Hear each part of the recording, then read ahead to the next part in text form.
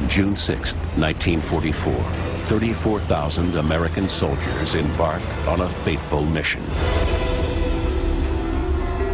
Their average age is 22, and many believe they won't return. I wrote a letter home to my sister. Don't expect me to come home. I expected to die. 1944. The Nazis occupy Europe. The Allies launch the biggest attack ever from the sea against a coastline heavily defended by German forces. It's the best chance to liberate Western Europe. But for the soldiers, even making landfall is a battle for survival. You've come all the way to Omaha Beach, yet as you come off that landing craft, you don't make it this far. You're fighting for your life in the surf. This is the epic story of the 12-hour battle for Omaha Beach. They knew in their heart that they were doing the right thing, not only for their country, not only for their families, but for the whole world. But one of the biggest turning points in modern history hinges on some surprising factors and extraordinary tactics. It depends not just on manpower and advanced weapons, but on magicians and outlandish inventions, like tanks that can swim, exploding paratroopers, and on spies sending secret messages by pigeons.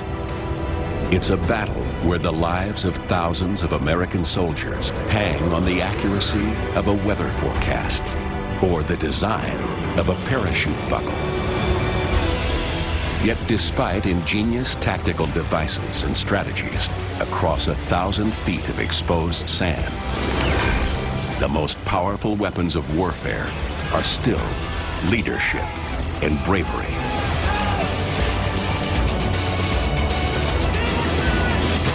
D-Day. Who survives and why?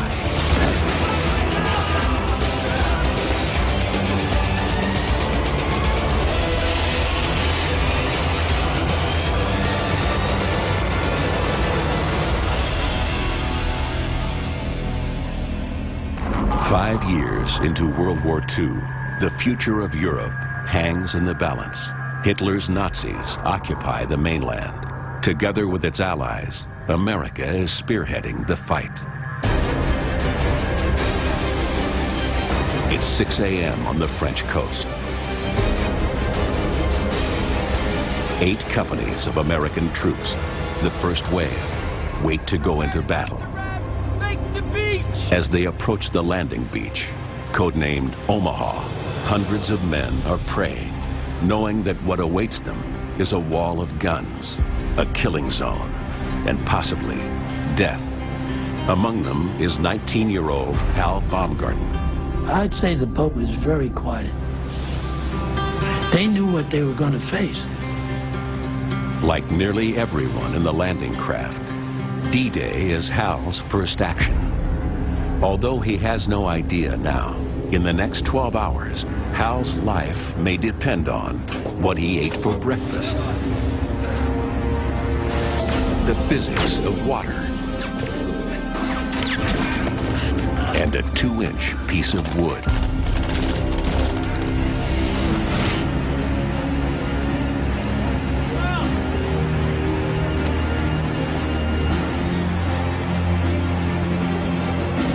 Just a year earlier, Hal was studying at New York University. He was a promising baseball player. Then he was drafted. I wrote a letter home to my sister. Don't expect me to come home. I expected to die. One reason Hal wants to fight is because of his faith. I'm Jewish, and I saw all the newsreels. The Germans going into towns and forcing the people to wear Stars of David. Like all Jewish soldiers, Hal's given the option of changing the religion listed on his dog tag. That way, if captured, he might avoid Nazi persecution. But Hal has other ideas. I drew a large Star of David on the back of the field jacket with the Bronx, New York, written around it, so they'd have no trouble identifying me. Hal and his fellow GIs are headed for Omaha Beach.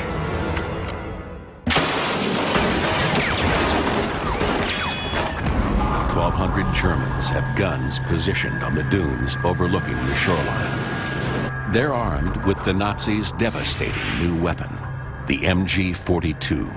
It's the fastest firing machine gun in the world, double the speed of the American Browning machine gun.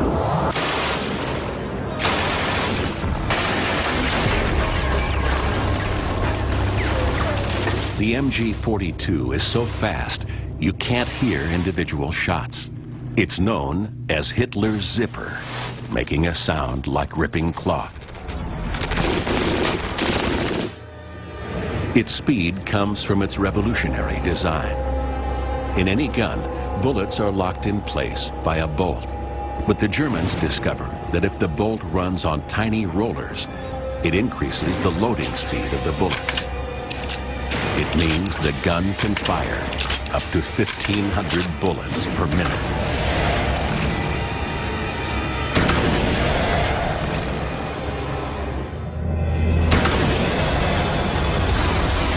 That's 25 bullets a second at a speed of over 2,000 miles per hour, heading straight toward Hal's boat.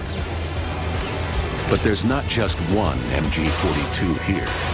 There are 5. It means Hal's landing craft could be hit by 125 bullets every second.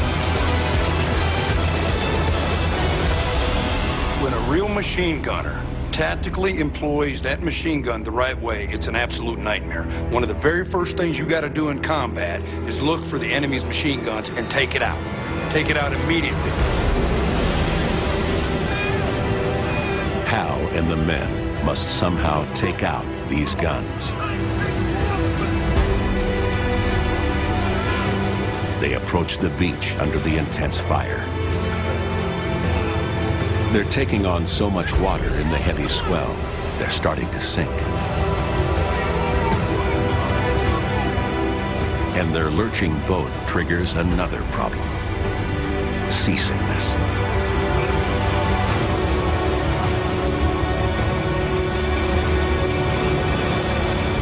So when we're bailing out the water and the vomiters. Seasickness is a hazard for anyone traveling by boat. But here, it could mean death. And all because the Navy wanted to give the troops heading for Omaha a special treat.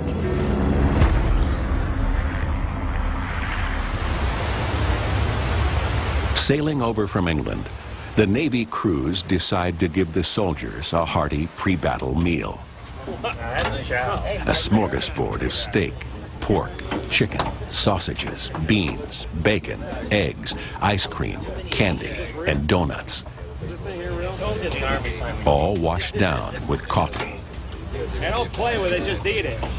The Navy believes a full stomach will raise the soldiers' morale. You're gonna eat that?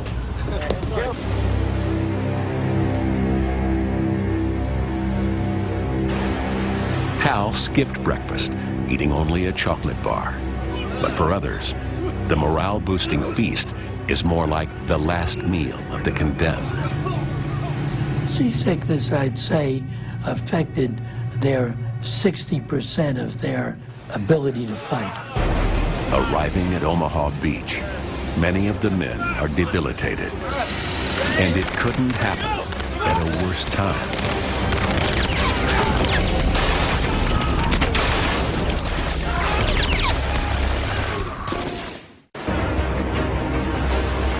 D-Day, 6:38 a.m. Thousands of American GIs are landing on Omaha Beach. They're cold, tired, and many of them horribly seasick. One who's not ill is 19-year-old rifleman Hal Baumgarten. The landing craft he's on has gone as far as it can, beaching in the surf. When the ramp went down It was a signal for every gun on that beach to zero in on the exit to the little boat.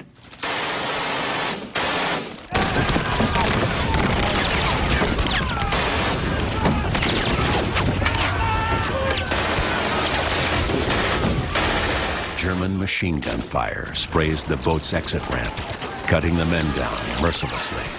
The only chance of survival for the GIs is to do one thing they've been told not to do: jump over the side. And I dove in.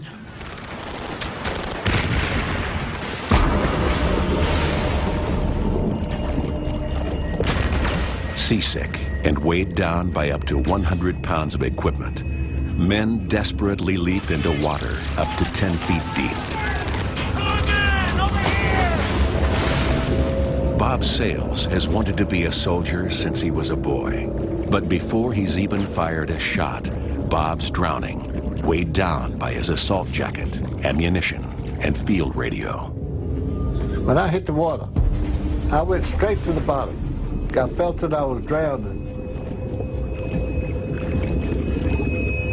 And that's when I really panicked, because the water was deep. Well, when I hit the bottom, I got rid of the radio, and I still had the assault jacket, which had to be done with, or I wasn't going to make it. Exhausted, sick, and underwater, Bob sheds his jacket just in time. And I give myself a big push. In just a few seconds, I was back up top. Those soldiers who escaped death in the water learned a bitter lesson that day. The more seasick you are, the less agile, and the more likely you are to drown. They just went straight down to the bottom.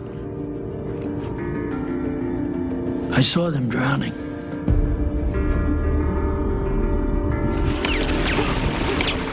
Hal only ate a chocolate bar for breakfast and wasn't seasick.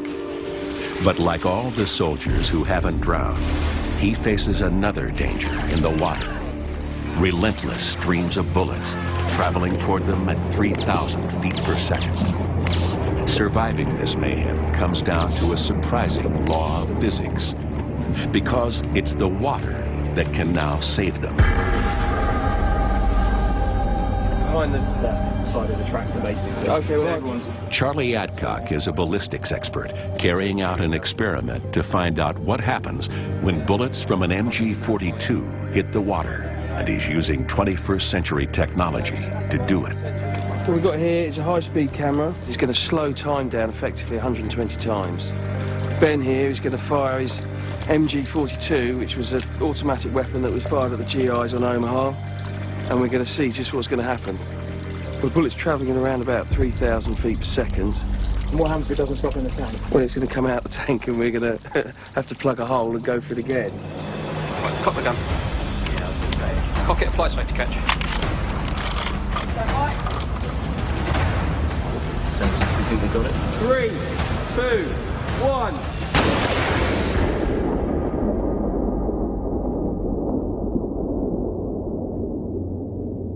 The water resistance is so great, it brings the bullet to a standstill in less than a yard.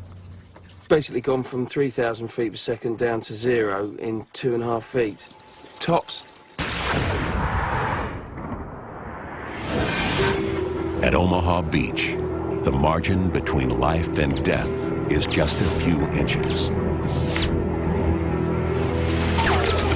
If the bullets hit the water within a foot of you, you're dead. Within a yard or more, and you're safe.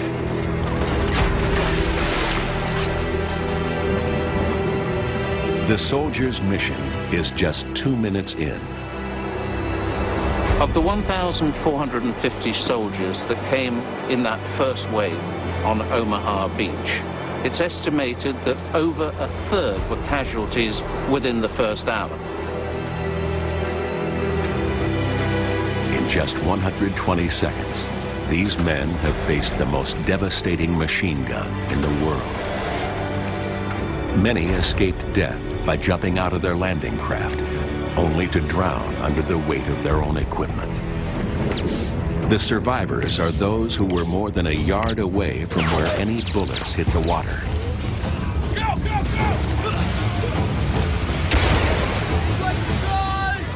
Hal Baumgarten's among the lucky ones. 2 minutes after landing at Omaha Beach, he's still alive. This was a horrible sight to me, and it was surreal because the water was popping up all around me. Shells were landing, mines were going off with people being blown up in the air, but my number wasn't up. Hal's first 2 minutes at Omaha Beach were tough. So now I had to get onto the beach and do my job. Now it's about to get tougher.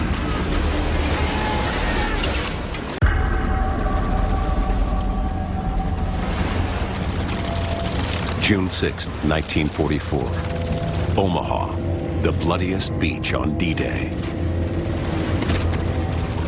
It's now 6:42 a.m., 10 minutes since the start of the landings. And things are going badly.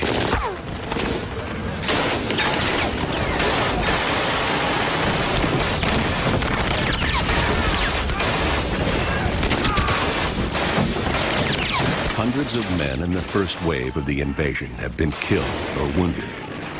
Many others are sitting ducks in the water, and they haven't even reached the hardest part, the beach. The men will have to cross the exposed beach under continuous machine gun fire. It's a death zone of 1,000 feet, the length of over 3 football fields. At different stages, they'll face different dangers. For the first 600 feet, they'll have to get past obstacles, like hedgehogs and stakes. At 800 feet is a seawall and rows of barbed wire. Then minefields with 17,000 mines. Finally, after 1,000 feet, they'll reach the dunes at the back of the beach. Only then can they start to attack the Germans. Very surreal. You're crossing that beach. You've seen it in movies, but never happening to you. This is happening to me. The infantrymen are alone and unprotected on the beach. But there is a plan to help them. With tanks. If the Allies can get tanks on the beach before the soldiers, they will give cover and can attack the German defenses. But landing craft carrying tanks are vulnerable. They need a way to get tanks ashore on their own. So Allied inventors come up with an ingenious idea. A tank that swims.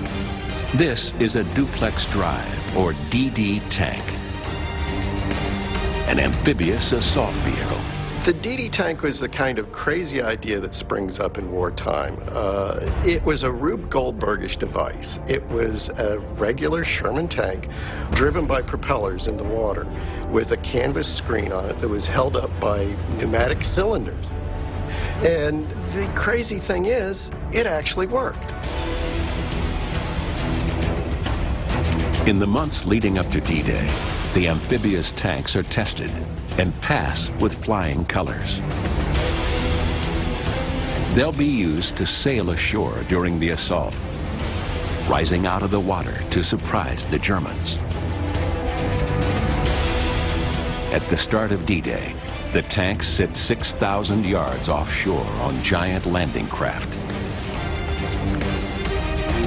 One of the tank commanders is 24-year-old Sergeant Don Lucy. He's from a large Irish family in California, the youngest of 6. Don's a 6'3" gentle giant of a man who loves his German Shepherd, Duke. Everyone knows Don as Babe. Don's job is to put a DD tank onto Omaha Beach as part of a group of 32. Once on the beach, there should be a tank every 50 yards, providing cover for the infantry. But there's a problem. The waves in the channel are up to 6 feet high. The amphibious tanks have never been tested in conditions like these. Whilst they worked on a calm lake or a quiet harbour, it was a different matter when the seas were heavy. It's almost suicidal, yet the planners have no choice. In the weeks before D-Day, the Allies have secretly assembled a huge army in southern Britain. Any delay increases the chances the Germans will discover their plan. Meanwhile, the weather's been bad for days with heavy wind and rain. The Allies can't launch in this. They need better conditions, and soon. This was bad news for the Allied planners because the invasion could not wait. The Germans would find out about the plans. It was a big problem. Suddenly, from out in the North Atlantic, comes secret intelligence. Special naval ships. They're not here to fight, but to measure the wind and barometric pressure. They offer clues about what'll happen to the weather 2,000 miles away in the English Channel. And they send back a tiny but crucial piece of information. The readings suggest a break. One day when the weather will improve slightly. June 6th. The success of the invasion and the lives of thousands of American soldiers depends on the accuracy of a single long-range weather forecast. With the clock ticking, the Allied leadership takes a chance. On June 6th, the weather has improved, but the seas are still heavy. Into these waves, 3 miles from shore, Don Lucy's landing craft launches its DD tanks.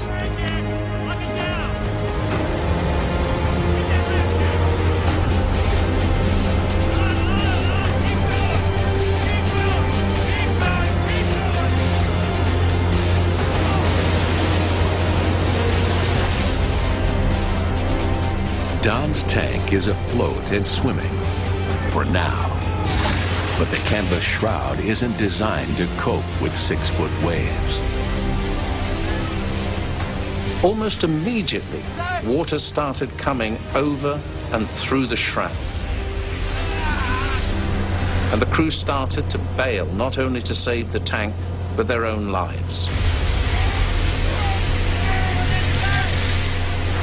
Once the shroud is breached, the water's impossible to keep out. The tank starts to sink. The driver to get out of a DD tank had to get out a hole like this. It's not easy. The crewmen are outside. They have a chance to get out. The driver doesn't. Of 29 DDs actually launched into the sea off Omaha Beach, 27 sink. Of the other tanks that reach the beach, most are destroyed. Because he wasn't in the tank, Don Lucy escapes, but 33 other crew members aren't as lucky. The failure of the amphibious DDs to make it ashore means the men on Omaha Beach are on their own. They'll now have to fight their way across the sand and take out the impregnable gun positions without the tanks to protect them. And they were going to lead us off the beach, but it wasn't to be. On the beach, the body count continues to rise. But it's not the only story unfolding at Omaha. 7 a.m. D-Day. A half hour since the landings at Omaha Beach started. 18-year-old German conscript Franz Gockel has been shooting at American troops continuously since the Allied invasion began.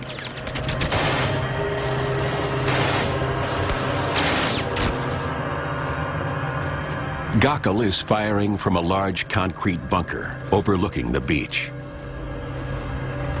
It's part of a network of 14 fortified positions built on top of the dunes,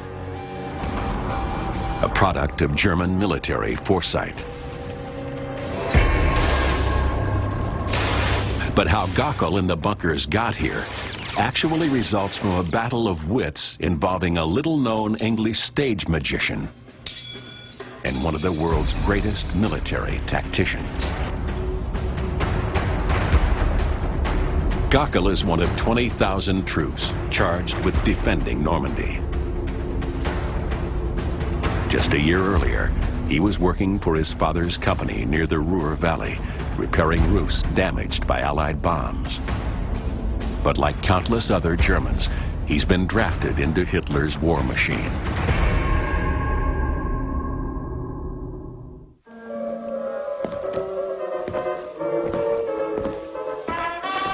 For Franz Gockel, this bunker is also home. Inside the concrete guard post, he and his comrades sleep, eat, listen to music, and relax. By D-Day, they've been here for months. The fact is that the soldiers that were sent to Normandy to man the Atlantic defenses looked upon it as an easy posting. You had good food, you had comfortable quarters, pleasant surroundings. You weren't fighting a very hard war at all. In fact, none of them really ever seriously thought they'd be called upon to defend this coast from an invasion.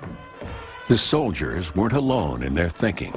Very few in the German High Command believed the Allies would attack the Normandy coastline. But in fact, they're victims of one of the greatest tricks in military history.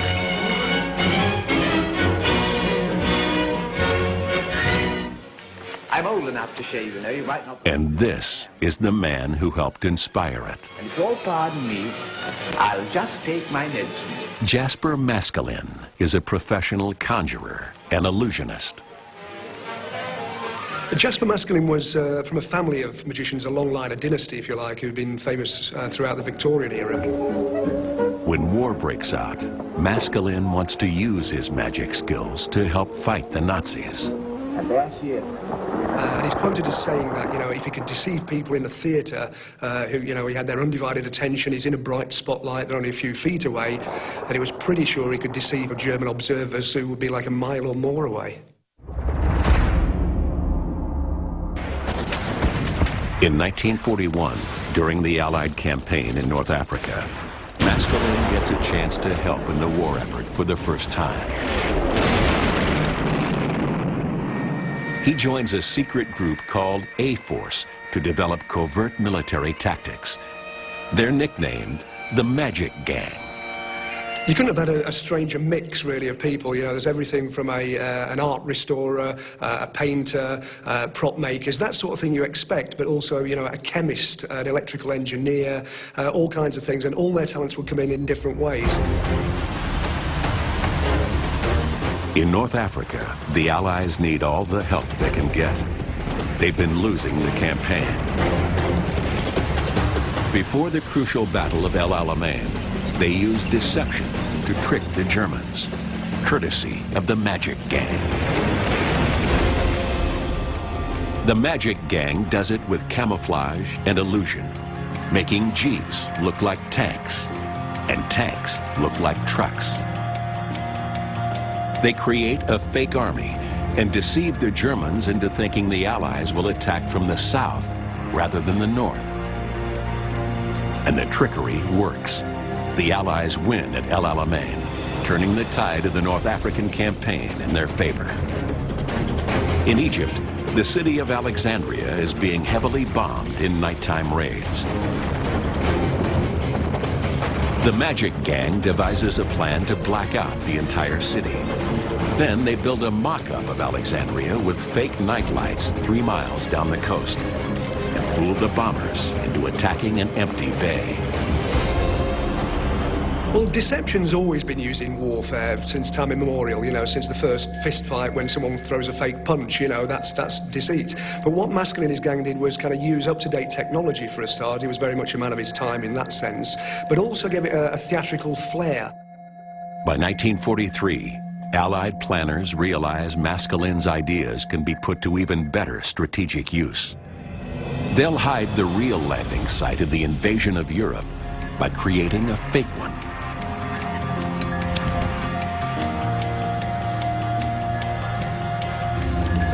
The Allies want to invade the Normandy beaches. But to reduce the German defenses there, they stage an elaborate ploy, suggesting they will cross the English Channel at its narrowest point, the Pas de Calais. They'll use Maskilin's tactics to assemble a fake army in southeast England, across from Calais. They built fake outbuildings, fake landing craft. They even had inflatable tanks.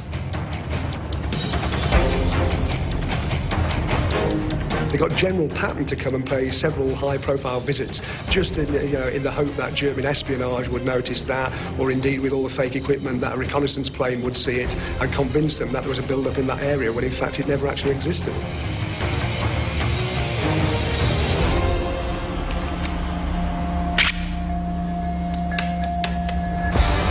The Germans fall for the Allies' trickery. In the months before D-Day, the Nazi command moves most of its feared tank divisions and much of the infantry 150 miles away from Normandy to the Pas de Calais.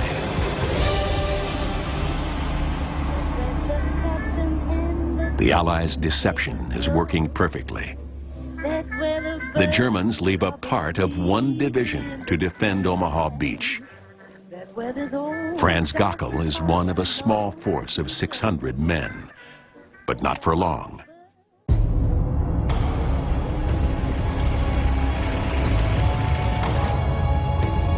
Enter Erwin Rommel, commander of all German defenses along the North French coast. Rommel was a boogeyman for the Allies. He was a terrifyingly able tactician. He had an ability to get inside his opponent's mind. He was the devil as far as some were concerned. The heart of Rommel's reputation is that he has fought in the desert with minimal resources and defeated the Allies time after time. Rommel isn't a typical soldier. He enjoys taking photographs. He loves animals, especially his pet dachshund, Ajax. He even plays the violin. Most important, he's a master strategist and skilled commander.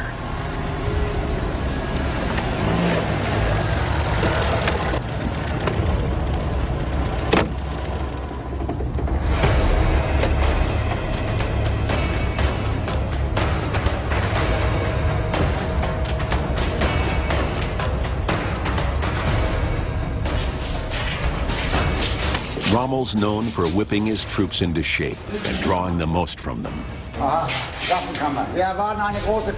At Omaha, Rommel is instantly struck by déjà vu.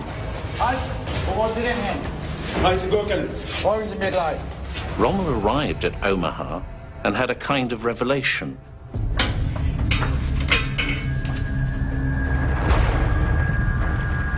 It reminded him of another beach he knew. It was Salerno.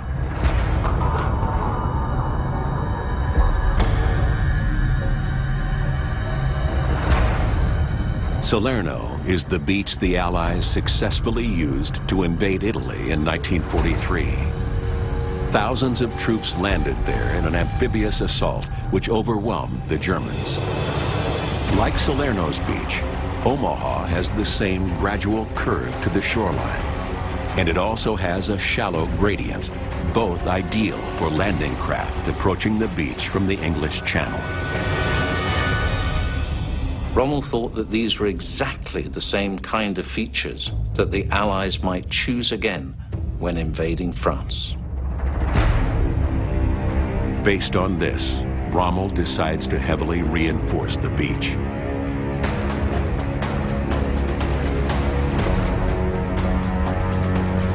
Over the next few months, Omaha Beach undergoes a transformation.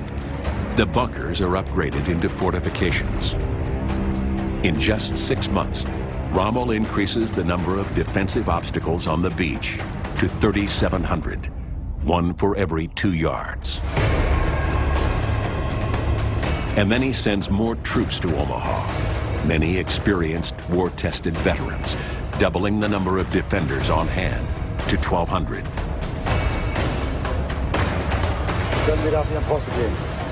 Rommel builds up a quiet coastal post into a formidable stronghold with fighting positions that overlook large sections of open beach.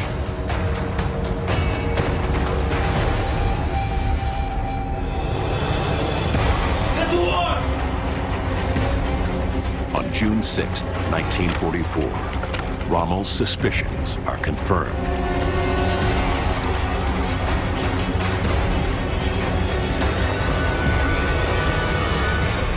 The men looking out from their pillboxes this morning must have been filled with a mixture of fear and excitement. Emerging over the horizon, the vast fleet was approaching. 7:05 a.m., more than half an hour after the start of the largest amphibious invasion in history. From the newly reinforced fortification, Franz Gockel's firing as fast as his weapon allows. He won't know how many men he's killed until the corpses start washing up on the beach. Here on D-Day, life and death is being decided by a battle of wits. Initially, the Allies succeeded in concealing the invasion's landing point from the Germans. But Rommel's tactical genius wipes out any advantage they gain from this deception, with devastating consequences. Now, Hal Baumgarten is at the start of the Omaha Beach killing zone. In the chaos, Hal spots Robert Garbutt, his best friend in the Army.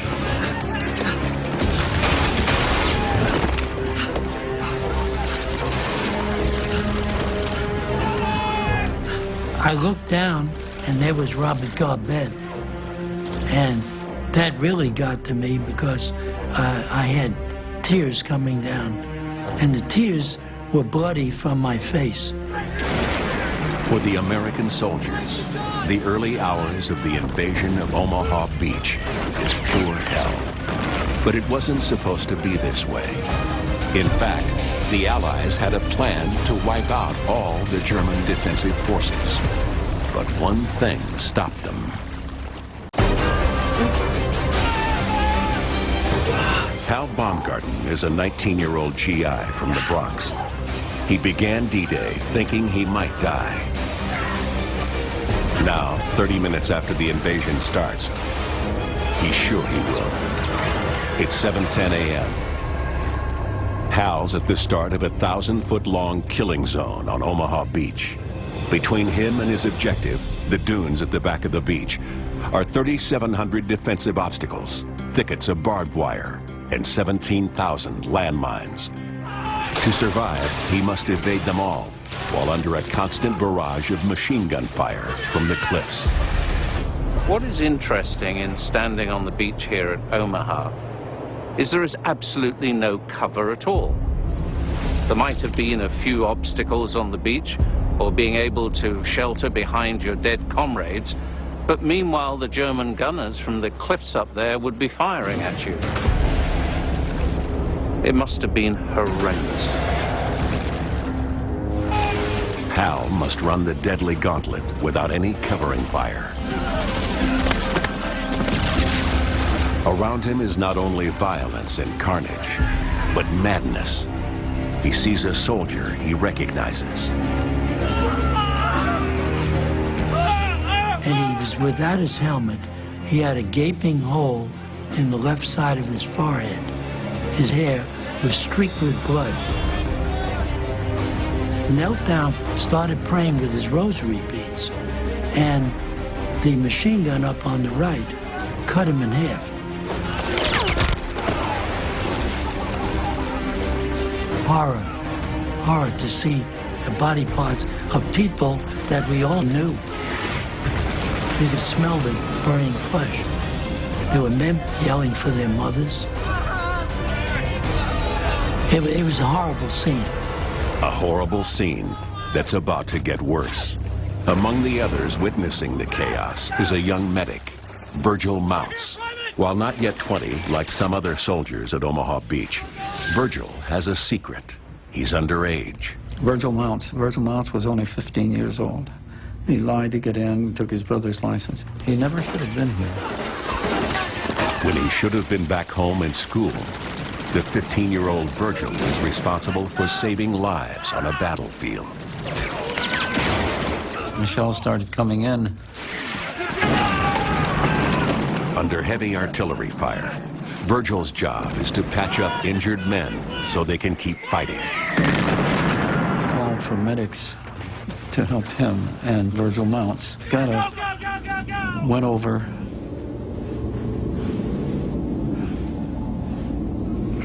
That's a rough one to talk about. Went over trying to treat this wounded man. The shells were still coming in.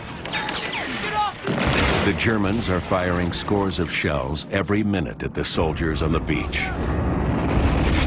When an artillery shell bursts, it breaks into thousands of fragments, some small, some large. These travel outwards at over 3,000 yards per second, devastating for nearby soldiers. The fragments can even pass through one body into another. And the shell that landed blew fragmentation through the body of Virgil Mounts. But Mounts was dead immediately. That's something I can never get it out of my mind, and it's as vivid as a photo of it right here in front of me, because you never forget that kind of thing.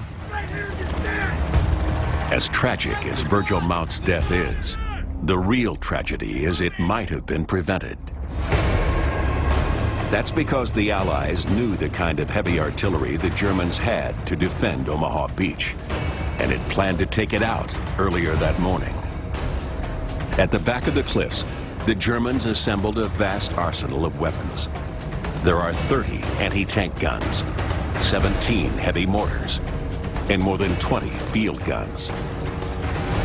These are the kind of fortifications the Germans used to house their weapons.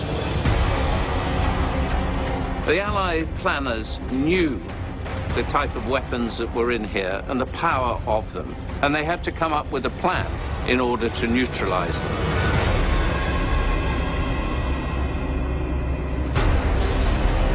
Early on the morning of D-Day, Allied planes depart to bomb the German defenses at Omaha Beach. 446 planes, armed with 13,000 bombs, equal to 1,000 tons of explosives. It promises to be the greatest example of precision bombing in history. The Air Force boasted they were so accurate, they could hit a pickle barrel from 10,000 feet. And this was a chance to prove it. But with low, thick clouds, the bombers have to rely on radar, a relatively recent invention, to hit the coast. The Navy doesn't trust it and is worried about the bombs hitting the Allies' own ships waiting in the ocean. When the Allied heavy bombers approached the beach, the cloud cover kept them from seeing their actual target. Because of the threat of them actually dropping short and hitting the fleet offshore, they'd been told to delay. Wait until you're certain you're over the beach. Wait for 5, wait for 30 seconds, then drop. A delay of a few seconds can change everything. For a bomber at 10,000 feet and traveling 150 miles per hour, a 5-second delay means its bombs will miss their target by a quarter of a mile. A 30-second delay, and it misses by 1.5 miles. 13,000 bombs were dropped that day, but incredibly, not a single one hits Omaha Beach or the guns overlooking it. It's the single biggest failure of the Allied plans for D-Day. Oh my God, nothing is working. It was going to be one of the worst days. Hal Baumgarten is at the start of the flat, exposed beach.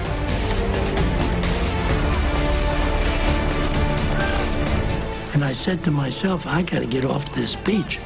Hal sets off on a treacherous race across the sand. I was thinking to myself, how is it going to feel when a bullet goes through me? How does it feel to get shot?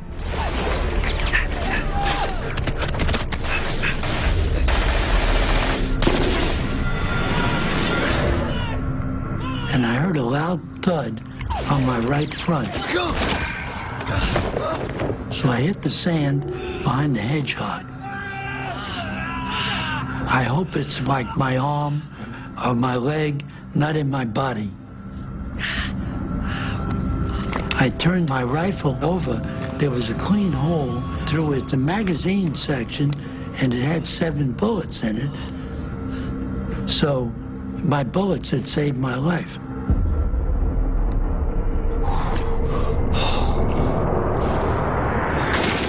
Saved by a magazine of bullets. A remarkable stroke of luck. By 7:30 a.m., the end of the invasion's first hour, the battle for Omaha Beach is an all-out disaster for the Allies. But as bad as it is on the beach, 4 miles up the coast, other American soldiers, elite forces, have embarked on a suicide mission, the most dangerous of D-Day.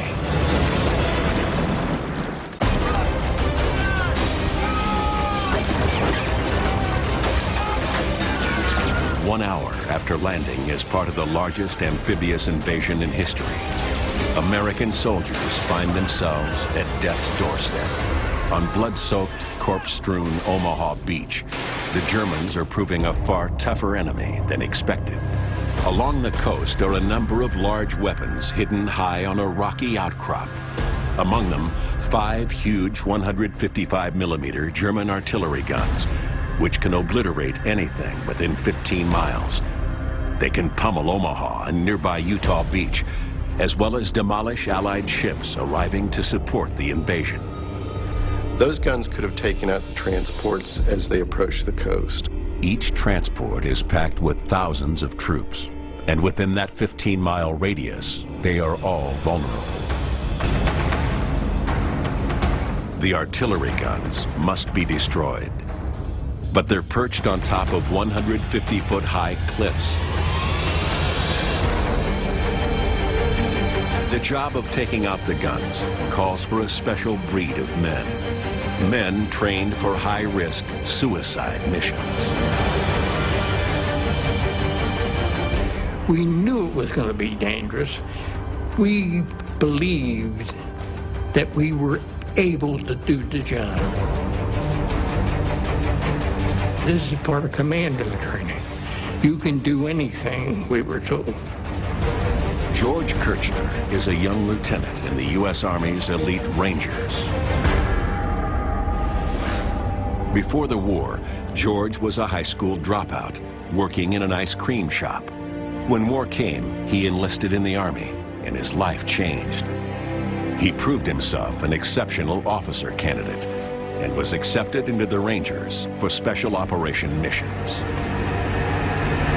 During his 6 months training, George kept a secret from his pals, fearing it would cost him his place in the elite unit.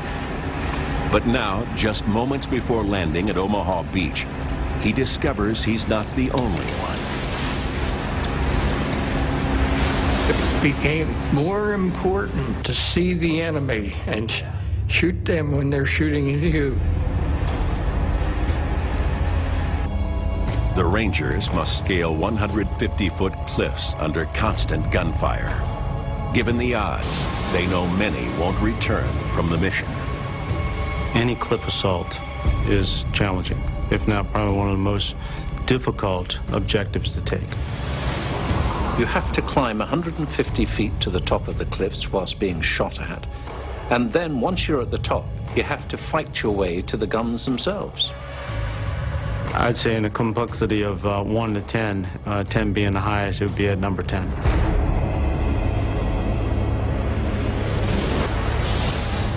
To help the men in this impossible task, the Rangers have special equipment. While they were training back in England, they were building rocket-powered grapnel hooks fired from mortar tubes. For months they'd been practicing firing these up cliffs and then climbing up the ropes. But their practice never involved them being the targets of machine gunners and snipers firing constantly at them. The Rangers' first job will be to cross the beach to the cliffs. The machine gun on our left, up on top of the cliff, opened fire on us as we got out of the landing craft. And two of my men right next to me were wounded badly. I got shot through the side. The medic looked at it and said, I'll patch it up, it'll be all right. You didn't hit anything important. We're never going to do this thing. I turned and I said, this is a big mistake. We're never going to get up those cliffs. With bullets showering them from above, the Rangers returned fire and set up their secret weapon, a rocket-powered grappling hook. But at the crucial moment, the launch fails.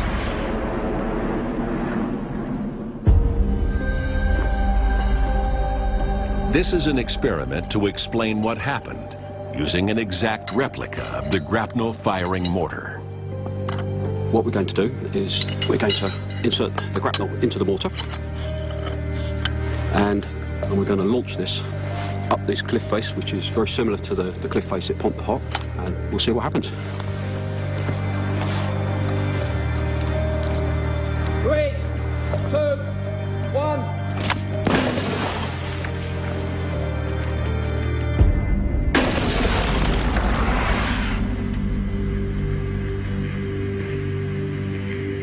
Like the mortars in the Rangers' training, this one fires the grapnel and rope over 150 feet up the cliffs.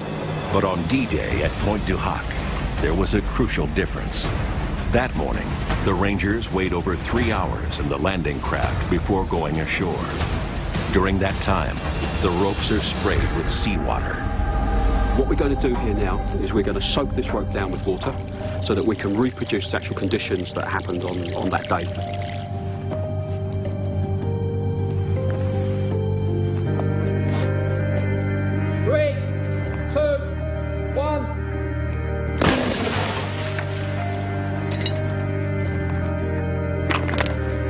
Hasn't gone very far at all, obviously explained by the fact that the rope is soaking wet, and it's slowed the grapnel down as it flies through the air. Just a few hundred fluid ounces of water is enough to prevent the grapnel from reaching the top. At Pointe du Hoc, it's the difference between success and failure. So yes, it's to me that's what happened on that day. That was one of the problems that they had. But of the 60 ropes the Rangers have, 19 are dry enough, and a handful of grapnels make it to the top of the cliffs. Kirchner is up one of the ropes immediately. I just went. Even though the rope was wet, it didn't bother me. I probably went up in 15, 20 seconds.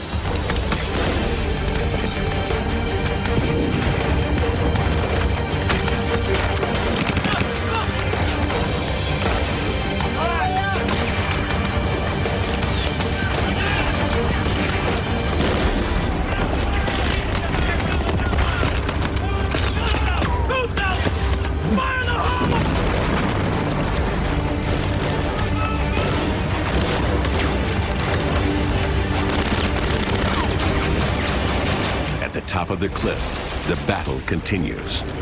Breaking through, the surviving Rangers fight their way to the guns. Finally, they find them.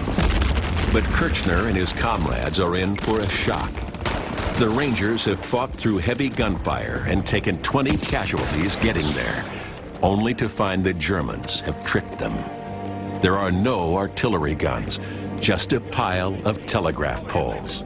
Got a gun! Here were crack troops who'd been preparing for this for months. They were determined to succeed. They were pumped up with adrenaline. And finally they reached their objective to find it was all in vain. They must have been gutted. The demoralized Rangers now realize they face an enemy with fearsome firepower, while also skilled in deception. It's an enemy that's about to unleash its full arsenal on Omaha Beach. 8 a.m., D-Day, Omaha Beach. Thousands of American soldiers are pinned down by intense enemy fire. One of them is Hal Baumgartner. Over the last 90 minutes, he's zigzagged 700 feet across a 1,000-foot wide exposed beach.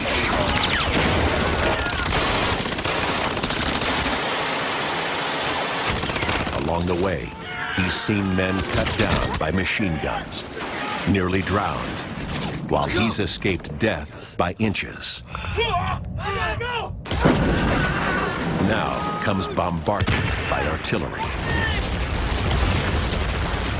It was very, very frightening.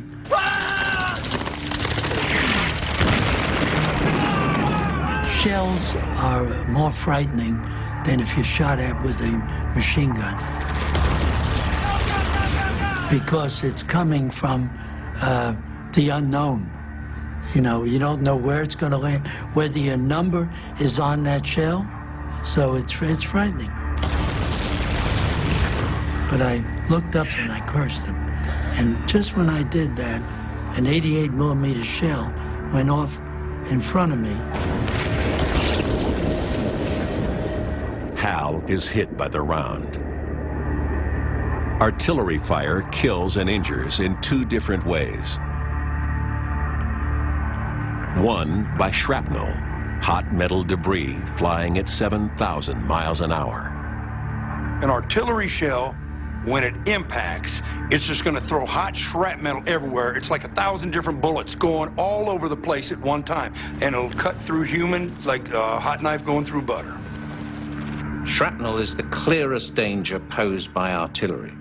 In fact, my own father, Eric Ashcroft, was injured by shrapnel when he was landing on Sword Beach, another D-Day beach, that same morning. Another way artillery kills is acoustically, the release of a concussion wave. This is nothing more than the supercompressed air being pushed outward at thousands of feet per second. But if you're a soldier on the beach, it's devastating. He used to be a catcher. Once in a while, somebody would hit me with a baseball bat. That's what it felt like. It does not even have to hit you. Just the initial wave of that blast could literally start knocking your insides all around to the point where you could die and not even knowing that you're dying. Nobody would even be able to tell that you were hit. While he survived, the shrapnel and concussion wave have nearly ripped Hal's cheek off. At 8:30 a.m., just 2 hours after the start of D-Day, the American attack on Omaha Beach is in disarray. Defeat seems certain. But behind the German lines, a group of brave civilians are waging a clandestine fight. The French resistance. In the months before D-Day, the French resistance start to increase their intelligence gathering operation about German troop movements in order to feed it to the Allies. Resistance spies focus particularly on the new defenses the Germans build along the D-Day beaches. But it's risky business. There are almost 200,000 Nazi troops looking for any hint of spying. So the French resistance have to start to be creative in the way they go about the intelligence gathering operation. Artist Robert Duan helps by painting landscapes, placing hidden meaning in his images. He's secretly mapping the German coastal fortifications. Resistance agent Jean Marion sends messages to the Allies via homing pigeon.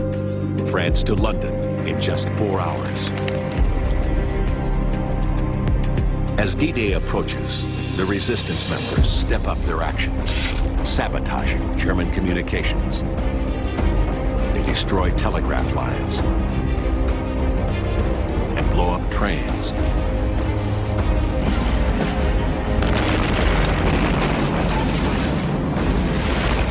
But as the resistance becomes bolder, the Germans become more vigilant. In the weeks prior to D-Day, the Germans strike back with a vengeance. They shoot the spy pigeons.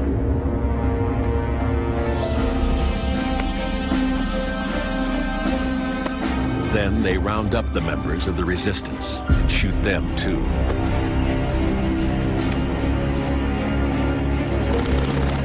By then, the resistance has done its damage. On the beach, without communications, the Germans find it harder to bring in reinforcements. If only the Allied forces can break through at Omaha. But for Hal Baumgarten, the battle there is going from bad to worse. Severely injured by artillery fire, his only refuge is the seawall ahead of him. Some 800 feet along the 1,000-foot wide beach. Here, the survivors gather, their hopes fading.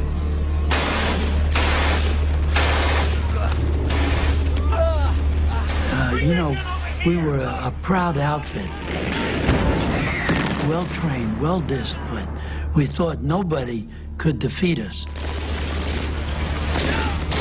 There were these guys stacked up, dead. And of course the blood was all over the place. And the body parts, it was horrible.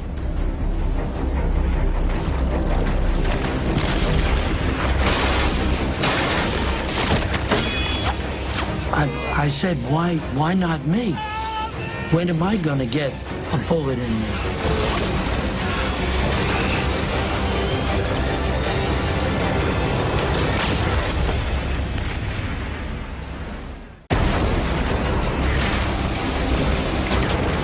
.30 a.m., Omaha Beach.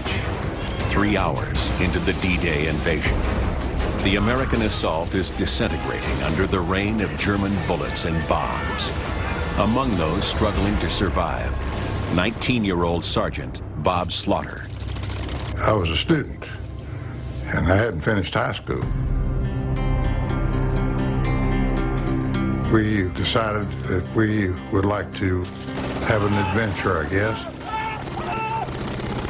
We got more than we had bargained for, I can tell you. Bob and his buddies are pinned down at the seawall, and confusion reigns. We lost all of our officers. We lost all of our non-coms. We didn't have any leadership. Just a bunch of guys like me, do the best you can. The men are hemmed in from two directions. Ahead of them, relentless German fire. Behind them, the fast-approaching tide. By 9:30, the sea covers most of the beach, squeezing thousands of desperate men onto a narrow strip of land barely 10 yards wide.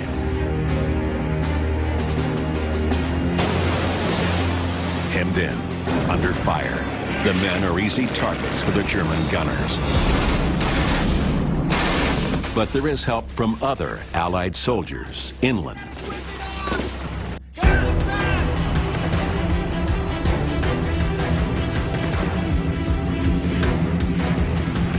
The night before D-Day, more than 1,200 planes lift off for Normandy.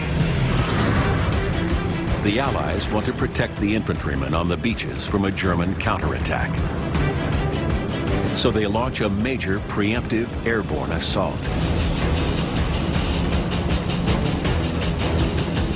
This is the first wave of paratroopers. But these are no ordinary soldiers. 3 feet tall, made of rubber, with bombs attached. The Allies drop mannequin parachutists designed to fool the Germans. They burst into flames on landing, while Special Forces men play the sound of gunfire through loudspeakers to simulate a major attack. the Germans fall for the ploy. So German reserves are sent out to intercept these exploding dummies. Hundreds of men are sent out in one direction when they should have been heading in completely the opposite one.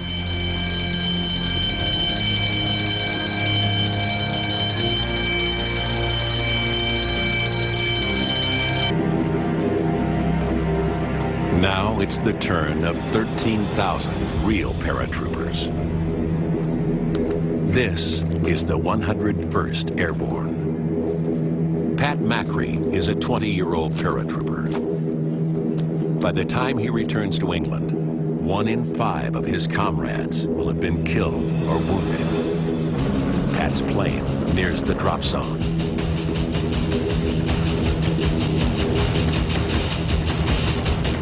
The mood changed completely. Also, the ride changed. It became bumpy, erratic, veering to the left, veering to the right, and then tracers, and then ack-ack.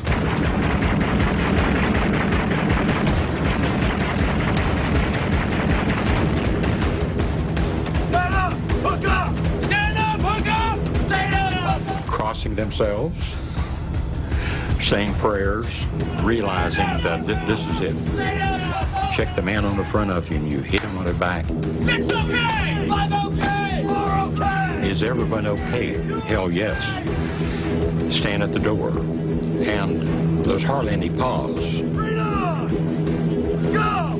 Almost as one, like a liquid poured out of the plane. All of a sudden, the static line grabs and it whips you, it pulls you back, and there's a tremendous jerk. And then I had a sense of quietness and peace.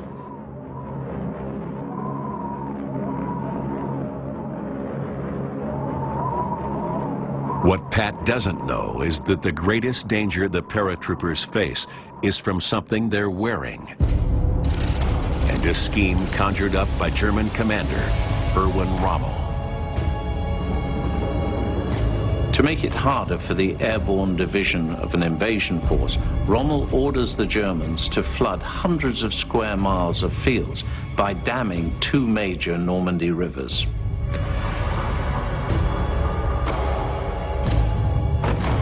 Hundreds of paratroopers now land in water, dangerous enough on a normal parachute jump. But these soldiers are each carrying over 100 pounds of equipment. Each one's survival depends on escaping his harness. On D-Day, Allied paratroopers landed on either side of the beachhead. Americans on one side, British on the other. The American equipment was released with 3 buckles and a strap. The British had a single quick-release mechanism that enabled them to get out of their harness.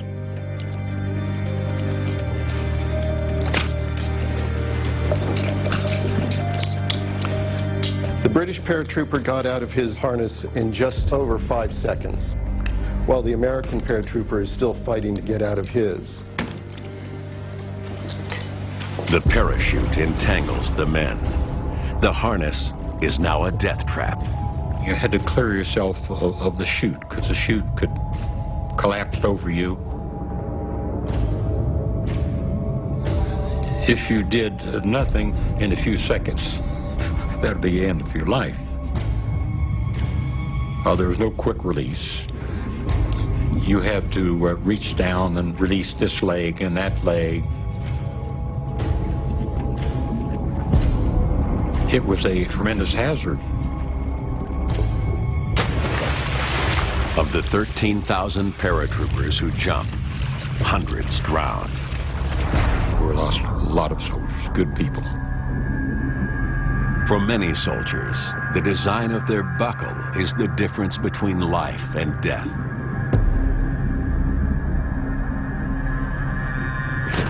As in any battle, some small twists of fate have the greatest of consequences. But back on Omaha Beach, one quality found on the field of battle is about to change history: sheer bravery.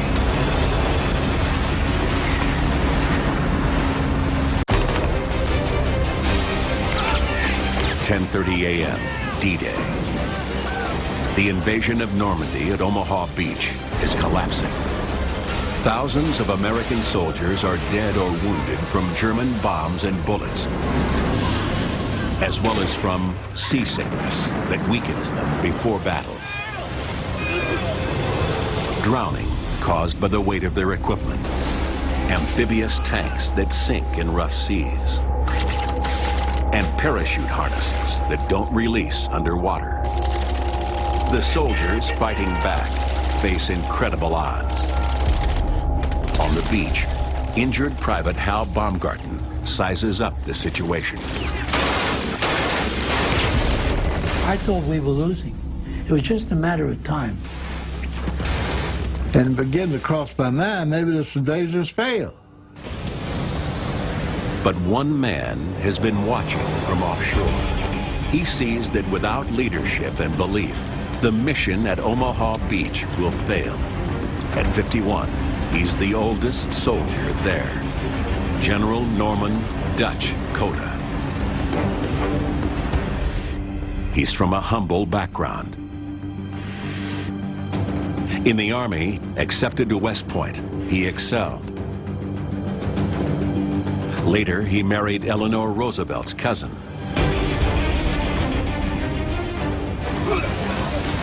Now, a few hundred yards off Omaha Beach, Cota realizes this is the defining moment of his career, and he acts.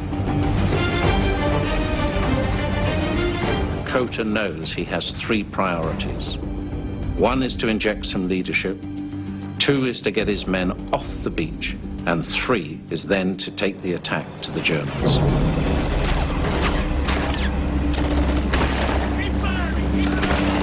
Once ashore, Cota takes control. Suddenly, some of my men, they said, "Hey, Captain, look at that guy down there." And I looked down the beach about 100 to 150 yards, and here was a man waving a cigar, and he was yelling at people on the beach. It was hard to believe that somebody was running across that beach, because the beach was still active with firing. Even at that range, he looked a little rotund compared to most of us, and we said, "Wonder what he is." The man was fearless.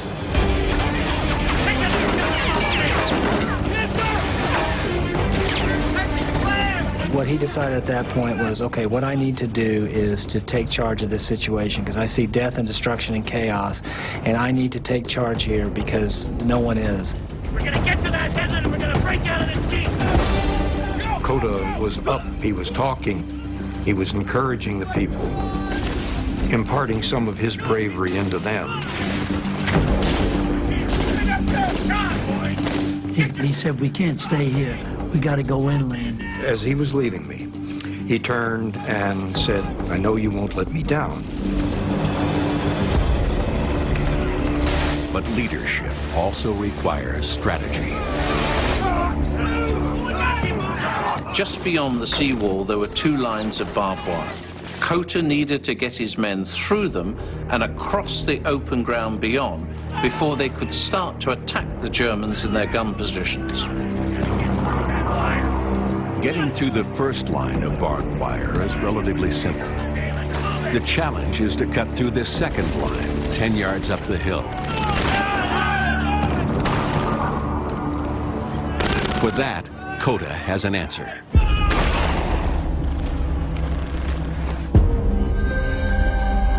Right, what we've got here is a Bangalore torpedo. This is just like the ones the Rangers used on the beach in 1944. And as you can see, it comes in two parts. The first part is a steel tube like this, and it's filled with around about 75 pounds of TNT. You can see that it's got like a bullet-headed end to help it get through barbed wire entanglements and what have you. This is the second bit, and as you can see, this part will slot into the end of this one and join it together to help it push through the defences you're going to blow. For soldiers under fire, the key is speed. The Bangalore torpedo must blast through the wire quickly. Time to test the weapon.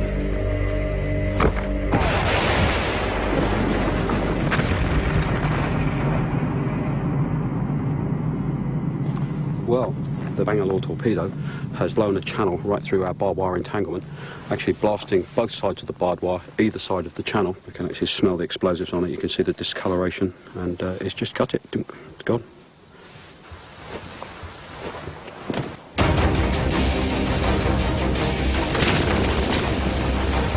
The Bangalore torpedo can do the job for Kota and the men, but it must be put into place.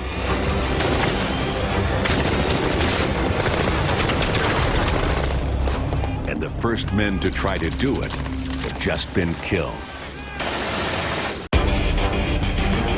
When General Dutch Kota arrived on Omaha Beach, he faced an almost impossible task. American soldiers are pinned down on a narrow strip of sand, trapped by Germans on one side, the sea on the other. Weary and wounded, they're close to giving up. Now Kota must inspire them to believe they can win the battle. To get off the beach, they must climb a hill and cut through barbed wire, a job that's already cost him lives.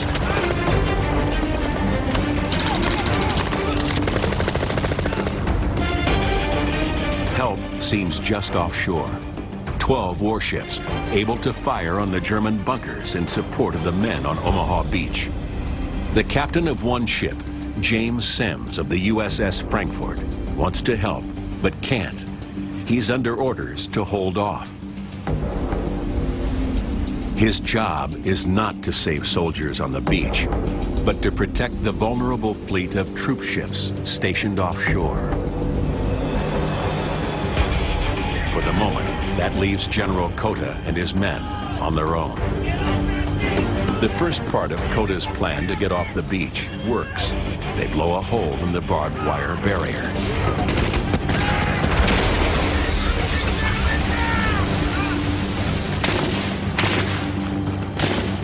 But waiting near the top of the hill for them is an MG-42 machine gun, firing 25 bullets a second.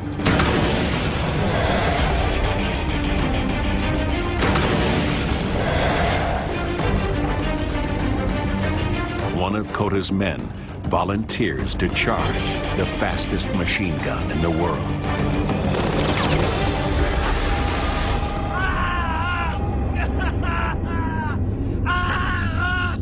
Imagine you're Kota.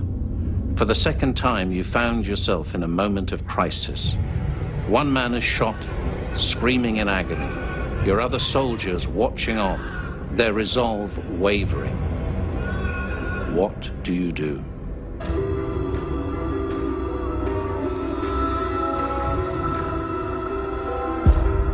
That general knew that he was in command at that time and that he needed to make something happen or they were all gonna die. Kota shows his resolve with a now famous remark. Gentlemen, we are being killed on the beaches. Let us go inland and be killed. He then deploys the best weapon at his disposal. Leadership. And is the first to run up the hill.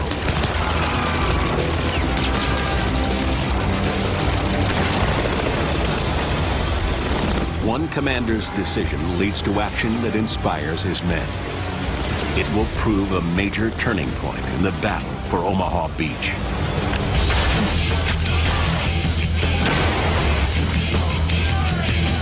Kota leads the charge. Meanwhile, 10 miles offshore, another critical decision is being made. Out on the ships of the D-Day fleet, some of the senior officers are trying to follow the battle. As this actual footage of the beach shows, hundreds of men are dead or injured on the sand and in the surf. The senior officers are on the verge of giving up. By mid-morning, they're considering whether to move some of the troops they have left onto another beach. The senior officers face a strategic dilemma. Use the destroyers to protect the troop ships, or use them to attack the Germans on the beach. Then news starts to come through that some of the troops are starting to break through the German lines.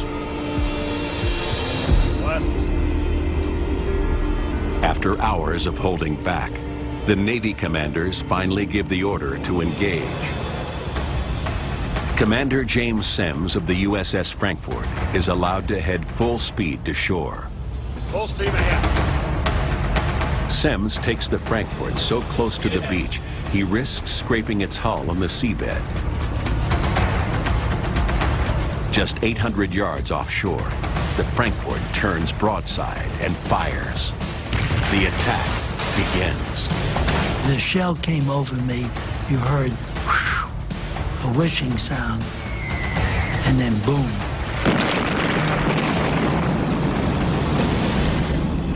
You could hear the destroyer boom, boom, boom, boom, boom, boom, boom. What you want to do is shake hands with the skipper of that ship. For the men, it's a moment of relief. 11 other warships join in the attack. After hours facing imminent defeat, the battle at Omaha Beach is finally turning for the Americans.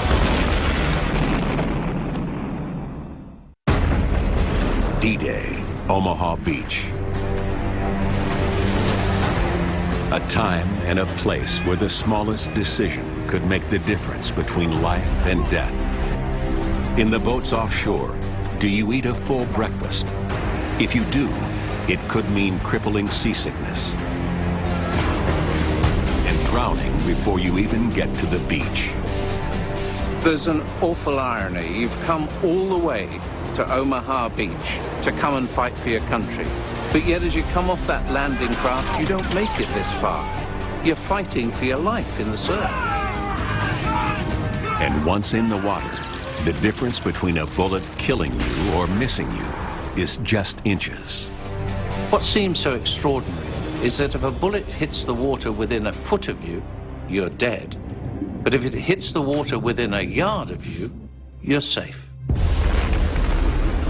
But D-Day almost never happened.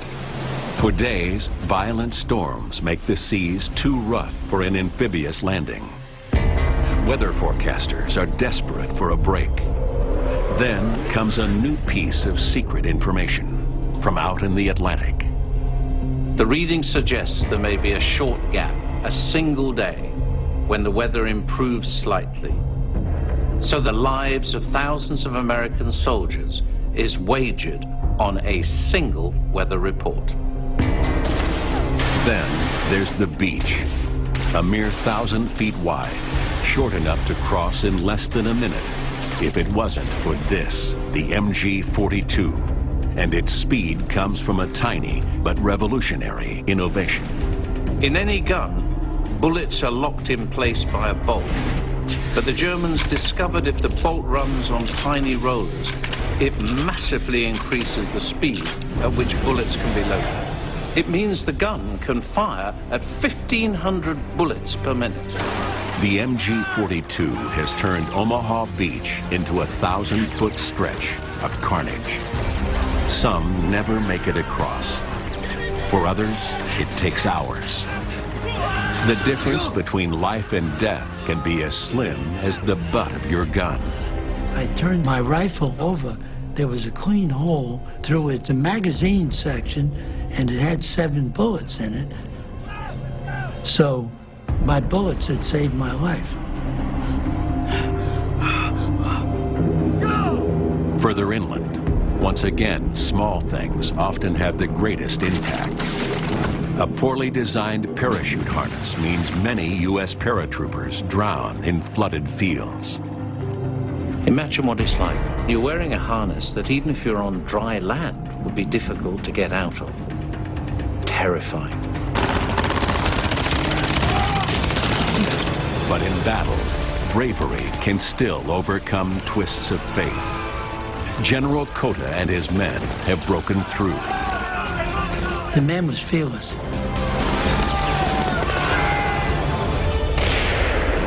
Supported by naval fire, they cut a route inland.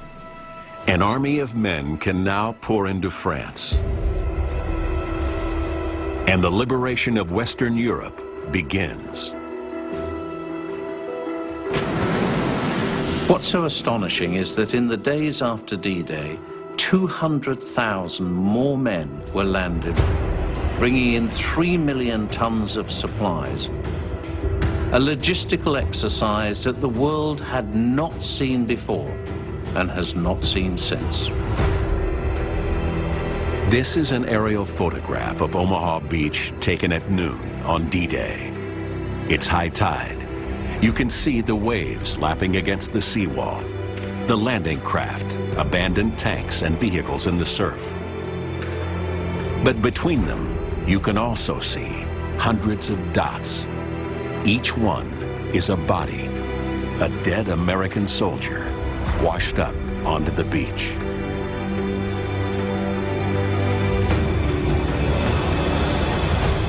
During the next 24 hours, Rifleman Hal Baumgarten is wounded on another 4 occasions, 5 times in all. He would recover from his injuries, but one wound lingered. I had severe guilt for surviving because I kept saying, why me? A lot of people, when they pray to God, they say, why me? Why have I got this disease? Why isn't God helping me? But in my case, it was reverse. I said, why me? Why did they die and I survived? No one knows exactly how many American soldiers died at Omaha Beach. Historians estimate over 2,000, with at least that many wounded. And Omaha was just one of 5 beaches where the Allies landed that day. In all, some 10,000 Allied soldiers were casualties. 4,000 Germans also died, as did 3,000 French civilians. D-Day was a great cause, perhaps the greatest. But for the countries involved, it also had a great cost in lives cut too short and futures ended too soon.